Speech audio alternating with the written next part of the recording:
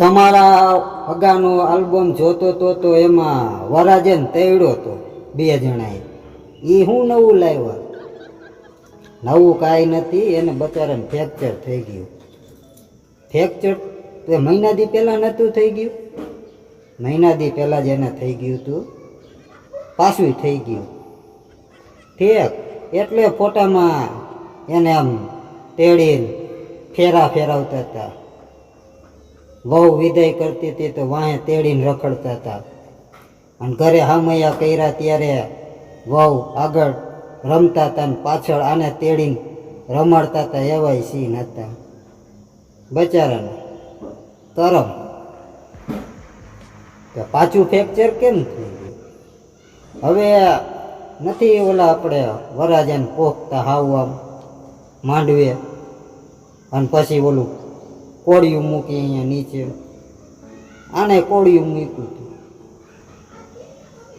કોળિયું શું કામ મૂકતા? ભગવાનને ખબર હવે, કાંઈક હશે વિધિ. આ ગઈઢા કરતા ગયા હોય ને આપણે પછી કરવી પડે. પહેલાં તો શું કે કોળિયા કાચા આવતા હતા દેખાતા, અને વરાજાય મોટા આવા ધડસા જેવા બૂટ પહેરતા. મૂળ એ વિધિનું માયતમ મને એમ લાગે છે કે વરાજાને તાકાત માપતા. ઠીકરું તોડી નાખે ને કોળિયું એટલે વરાજો સ્ટેમિનાવાળો તાકાતવાળો પાછો પડે એવો નહીં હોય, અને એ ન ફોડી શકે ને હલબલી જાય.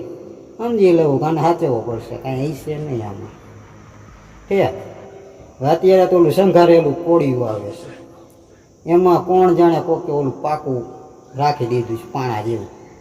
ત્યાં રાખ્યું નીચે, પાછા ઓલા 2-4 જણા હોય ને પોડી નાખજે. હવે શેરવાની પહેરી હતી, અને અત્યારે તો ઓલી હાવ પાતળી મોજડી આવે કાગળ જેવી હાવ, તે જે ભી મારી ને તે પેનીમાં ગૂંચી ગયું કોળિયું, ત્યાં ઢળી ગયો. લગન ગીત રહ્યા, ઢોલ વાગતા બંધ થઈ ગયા ને 108 મગાવી પડી. લઈ ગયા, કલાકે પાછો લાવ્યા પાટો બાંધી.